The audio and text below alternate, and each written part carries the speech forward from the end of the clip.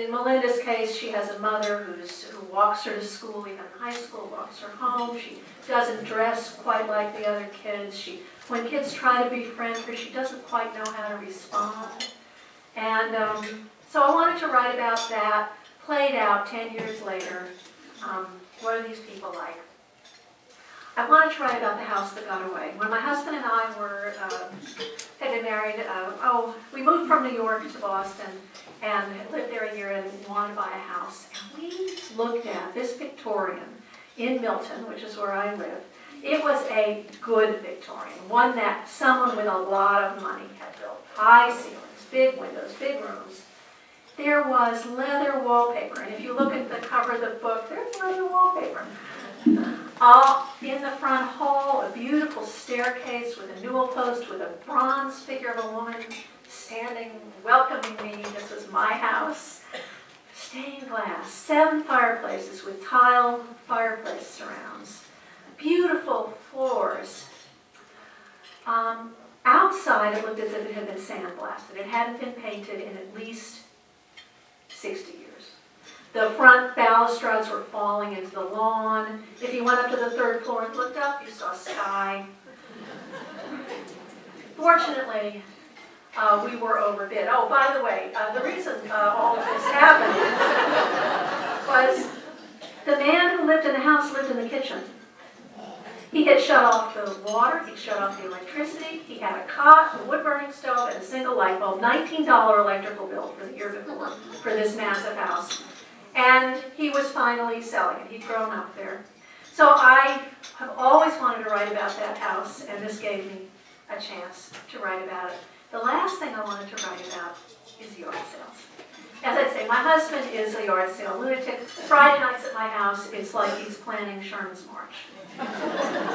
He's at the computer printing out maps and all the local newspapers and trying to decide which houses are going to have the stuff that he wants. And he very often brings you back great stuff, $1. And one day he went off in some direction and came back. It was within walking distance. Came back. He needed the car because what he had found was too big. Off he goes in the station wagon and comes back, pops the trunk. There is a wicker trunk the size of a steamer trunk in the back. This looks pretty interesting. So we wrestle it out of the car, get it on the driveway. It's got a Polish label on it with the writing, you can barely see it. It's got metal hinges and locks. And, oh gosh, run into the house, get the crowbar, get this thing open it up. Accounting ledgers. Spilled to the brim with accounting ledgers, not that stink. So we throw them away, we try to hose down the trunk.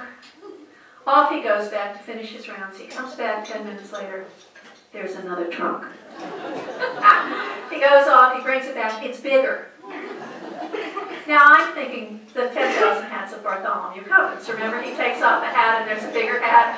I'm going to be a washing steamer trunk. So this one we open. It's more accounting ledgers. The 2 trunks, because my husband acquires, he cannot get rid of anything, are in my garage. We never were able to drag them into the house. The accounting ledgers we could throw away. But I wrote this book, and in it I filled one of those trunks with stuff that I hoped would be in it, but wasn't.